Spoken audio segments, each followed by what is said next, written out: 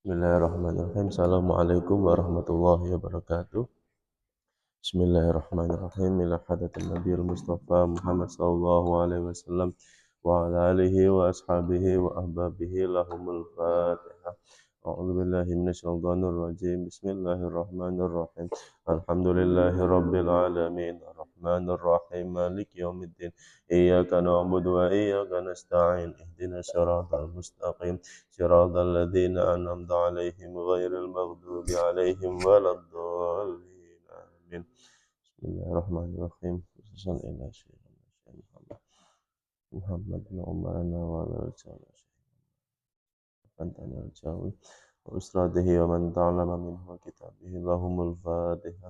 أعوذ بالله من الشيطان الرجيم. بسم الله الرحمن الرحيم. الحمد لله رب العالمين الرحمن الرحيم مالك يوم الدين إياك نعبد وإياك نستعين اهدنا الصراط المستقيم صراط الذين أنعمت عليهم غير المغضوب عليهم ولا الضالين.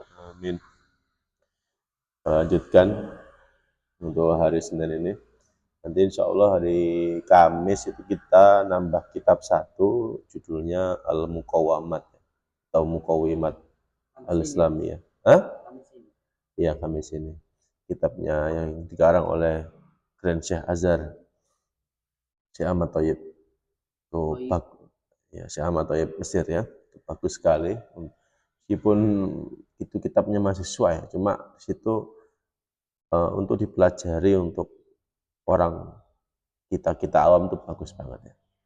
Tapi itu bagaimanapun tidak belajar syariat secara langsung sama ya seperti ini. Al-hikmah atau al-falsafah baina syariat ya. Hikmah atau filsafat dibalik syariat itu atau hal-hal yang bersifat fondasi-fondasi kita untuk melakukan syariat dengan benar. Entah itu bagian dari keimanan, keislaman maupun masalah ihsan. Ya mungkin beda ya dari kitab-kitab level kuno ya. Karena itu kan hitungannya Syekh Ahmad Thayyib itu kan masuk masyayikh di era modern. Jadi pasti karakternya berbeda. Kita lanjutkan, kita sampai ke Al-Maqalatus Tsaniyatu wal 'Ishrun. Jadi maqalah ke-22. Bismillahirrahmanirrahim. Qila man kana bit ta'ati 'indallahi qariban kana bainan nasi ghariban. Dikatakan yang ini pasti diriwayatkan atau diambil oleh Imam Ibnu Hajar Al-Asqalani, man kana bit ta'ati 'indallahi qariban, siapapun yang dengan ketaatan itu dia dekat. Maksudnya adalah dia itu punya intensitas, punya kesukaan untuk taat kepada Allah. Sekecil apapun gitu. Karena bainan nasi ghariban. Biasanya orang-orang yang seperti itu ketika mereka hidup di antara masyarakat itu mereka akan merasa asing, ghariban. Nah, di sini Imam Nawawi menjelaskan aiman ista'nasa bi istighali ta'atillah. Ista'nasa itu yang menyukai. Bi istighali ta'atillah, yang suka terhadap sesuatu kesibukan atau kesibukan-kesibukan yang berkaitan dengan taat kepada Allah. Sara mustahwisan 'anin nas, maka dia akan terasa aneh di antara manusia. Kok bisa begitu? Tadi ya, bahwa pada dasarnya ada dua orientasi yang berbeda gitu. Antara apa yang Allah syariatkan dengan apa yang manusia inginkan itu kadang ada bedanya. Dan bedanya itu sangat signifikan seringnya. Bagaimanapun syariat yang Allah turunkan itu menginginkan satu kebaikan mutlak. Satu kebermanfaatan yang lebih umum, satu ketertiban, satu pertanggungjawaban. Sehingga ia menuntut bagaimanapun ketika melihat syariat Allah itu pengennya mau nggak mau harus pengennya manusia itu sesempurna mungkin. meskipun tidak bisa sempurna. Tapi intinya ia berjalan menuju kebenaran sejati. Ya paling gampang di level-level sosial. Kan selalu kalau kita belajar hadis itu kan man kana yu'minu billahi wal yaumil akhir falyukrim dhaifahu falyukrim jarahu. Siapa yang beriman kepada Allah dan Rasul maka falyukrim, maka ia akan menghormati entah itu jarahu atau tetangganya atau falyukrim dhaifahu atau menghormati tamunya gitu. Dan di sini kan nggak ada qaid. Maksudnya nggak ada pengecualian. Misalnya tetangga jahat, misalnya kamu punya tetangga, jahat banget, mulutnya ndak enak, ya bicarakan kamu setiap hari, kemudian nyelakai kamu setiap hari. Itu kan umumnya orang itu ya bertindak sesuai dengan apa yang dia dapat. Kan hukum kausalitas. Kamu berbuat buruk, maka kamu akan menimpa buruk. Tapi yang diset oleh syariatnya Gusti Allah dalam bersosial itu enggak gitu.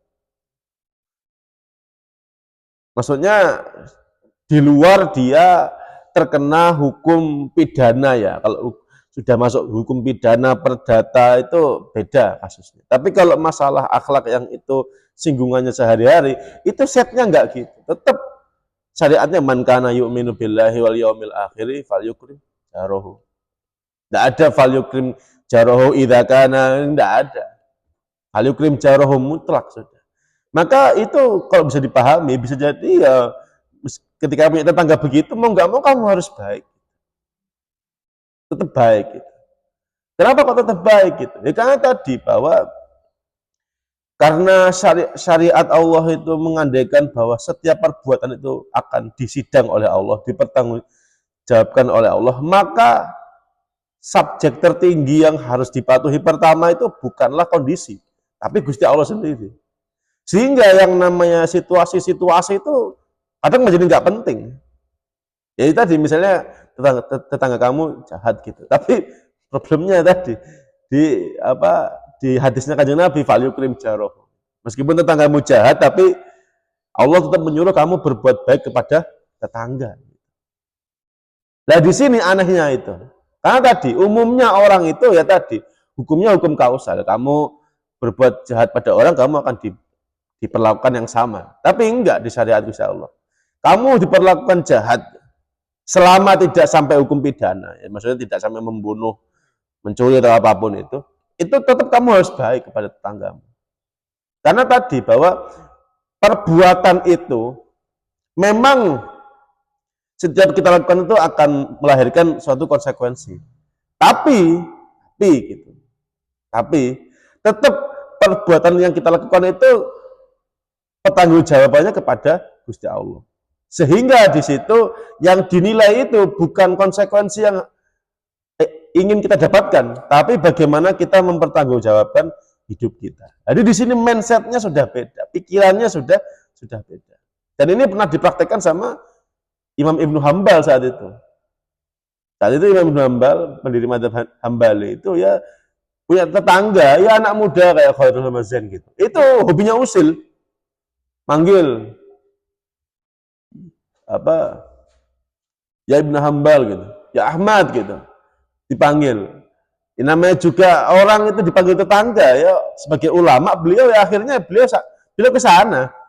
Tapi pas kemudian sampai sana sama tetangganya itu yang muda itu, udah kamu pergi aja gitu. Ya. Dan umumnya orang itu kan selalu, oh dasar kamu orang iseng, orang nggak tahu diri, manggil-manggil nggak jelas. Tapi Imam Ibnu Hambal nggak gitu. Oh ya sudah, saya pergi lagi. Dan itu sampai satu hari bisa 5 kali. Ibaratkan bayangin kamu ngisengi kiai lah, sehari 5 kali. Itu kan kalau di sini, wow, kok 5 kali. Kamu sekali nggak lupa perintahnya tuh, nanti kamu dihujat macam-macam. Tapi Imam Ibnu Hambal itu ya biasa saja. Ketika ditanya kenapa kok kamu gitu, loh, saya itu ketika saya itu ketika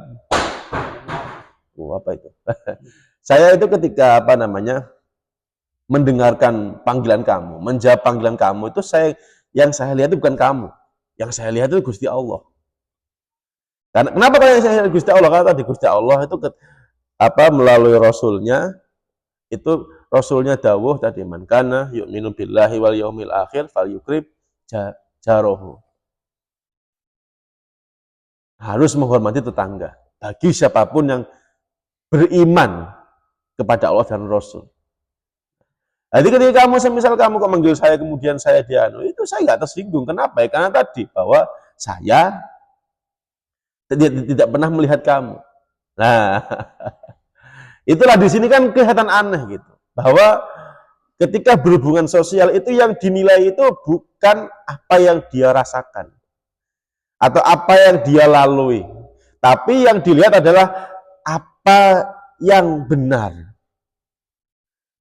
Apa perintah Allah atas hal ini. Sehingga ketika yang dilihat itu perintah Allah dan Rasul itu sudah beda.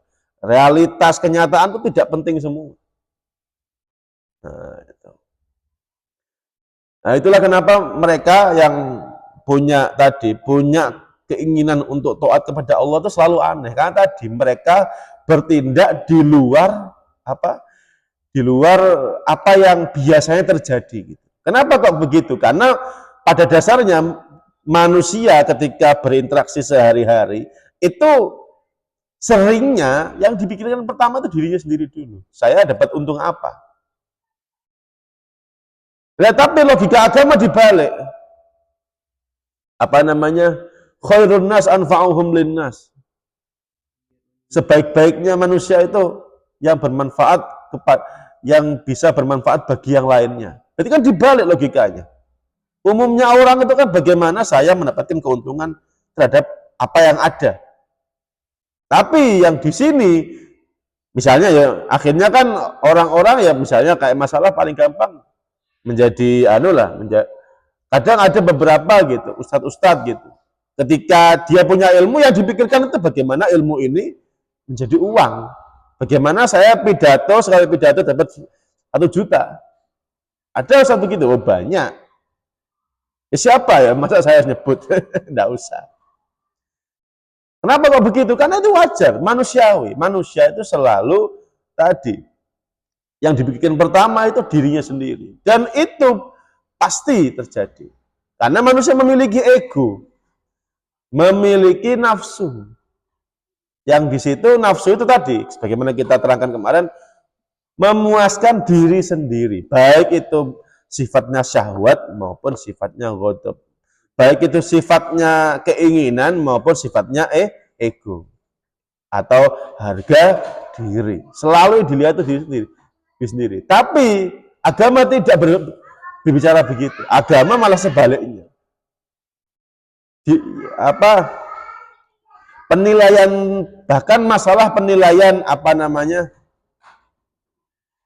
siapa yang menjadi manusia terbaik. Itu bukan kalau di kita, di umumnya manusia, di umumnya lingkungan kita itu kan yang paling kaya, pejabat, bahkan mungkin orang paling pintar. Tapi itu dibalik. Islam dibalik. Yaitu siapa? Yang paling bertakwa. Problemnya adalah kalau ukuran-ukuran yang disetting manusia itu kan bisa terukur. Misalnya apa? Yang paling kaya siapa? Misalnya yang punya mitra sehat. Itu kan kaya. Dia punya rumah sakit, dia punya kafe, punya sawah, punya ini. Kan kelihatan duitnya. Kelihatan aset-asetnya itu. Oh, ini bernilai berapa ini? Ini bisa menghasilkan cash flow berapa ini? Tapi kalau sudah hitungannya takwa, ini susah. Karena yang namanya takwa ini nggak ada ukurannya. Ukurannya itu yang bisa ngukur Gusti Allah. Itu mas, ada orang paling soleh. Lo iya kelihatan di depan soleh. Kalau di dalamnya nggak soleh gimana? Lo iya kan. Di sini ikut jamaah, tapi pas di misalnya dia punya keluarga, punya anak, dia sering mukul.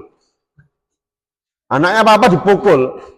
Itu di hadapan Gusti Allah bisa nggak soleh. Di hadapan manusia kelihatan soleh kan. Jamaah rajin, puasa rajin, jamaah rajin. Sama istrinya mukul. Itu kan ngawur itu. Tetap ngawur di mata Gusti Allah. Ada kebalikannya juga. Dia malak preman, dia malakin orang preman ini, meminum macam-macam. Disuruh kiai sikat WC mau. Kan itu. Berarti di sini ukuran takwa itu ya tadi, ukuran yang di situ hanya Allah yang tahu. Dan kita karena hanya Allah yang tahu, mau nggak mau manusia itu ya tadi diminta untuk selalu mawas diri. Harus selalu evaluasi di diri. Jangan sampai ketaatan di dalam ibadah itu meninggalkan ketaatan di ruang sosial. Begitupun sebaliknya. Ketaatan di ruang sosial jangan sampai membuat kita meremehkan ketaatan dalam ibadah. Dan itu pun ini masalah taat, belum masalah niat. Bisa jadi masalah niat ini juga repot juga. Dia niat dia jemaah rajin supaya apa? Supaya dilihat kiai biar dijadikan menantu. Itu kan juga repot juga. Nah, itulah kenapa ukuran paling sulit itu ya indallahi atqakum itu, yang paling bertakwa. Kenapa? Yang bisa mengukur yang paling bertakwa itu siapa? Hanya Gusti Allah sendiri. Nah, mereka-mereka yang tadi, orang-orang yang punya orientasi untuk dekat kepada Allah, qoriban ilallah, itu sangat takut dengan ukuran ini, karena ukuran ini nggak bisa ditebak. Kalau orang kaya ditebak bisa, pejabat loh, siapa paling tinggi jabatannya? Ya presiden, kan bisa ditebak. Tapi yang paling bertakwa, wah itu rumit itu. Itu pasti orang miskin yang paling bertakwa, karena paling qanaah. Belum tentu, orang miskin itu juga punya karakter merepotkan. Ka'adal faqru ayakuna kufron. Kadang-kadang itu kemiskinan itu bisa menjadikan orang kafir. Kafir itu nggak harus luar agama ya. Kafir itu dia kufur nikmat sehingga dia nyolong, minta-minta, menyusahkan orang, itu juga bagian kekafiran juga itu. Wah, ini berarti orang kaya kan jasanya banyak. Belum tentu juga, karena orang kaya itu cobaannya juga banyak. Kok bisa, Mas?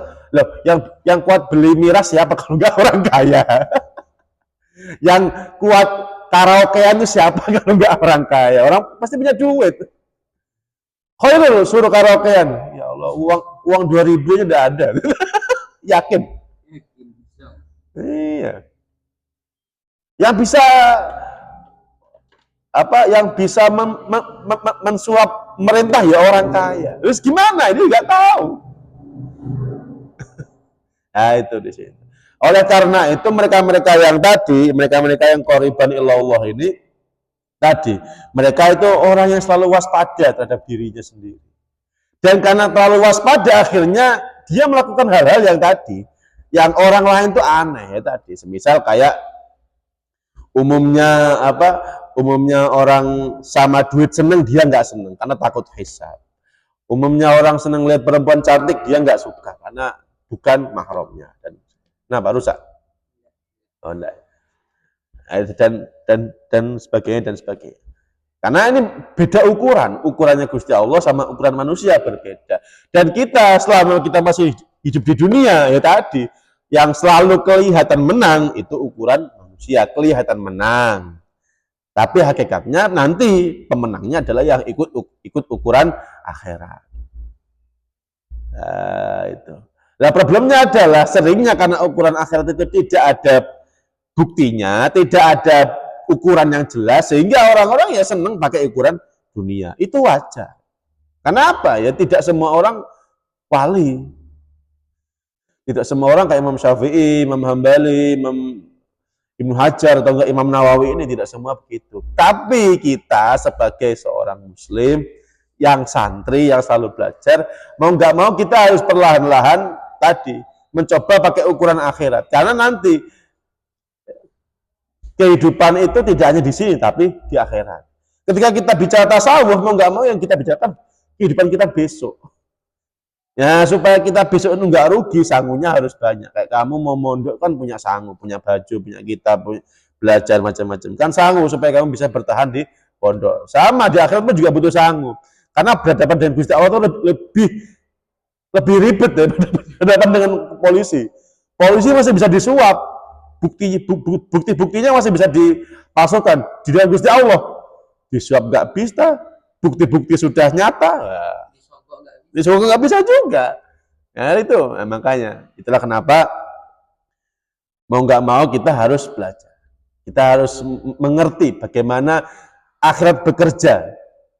Ya, dunia bekerja itu penting karena kamu hidup di sini. Tapi kita juga harus ngerti akhirat bekerja itu bagaimana. Karena tadi kita harus selamat di dunia maupun di akhirat. Udah berapa itu? Ya. Oke, kita akhiri ngaji kali ini. Subhanakallahumma bihamdika asyhadu an la ilaha illa anta astaghfiruka wa atubu ilaik. Segala kesalahan milik saya dan segala kebenaran milik Allah. Assalamualaikum warahmatullahi wabarakatuh.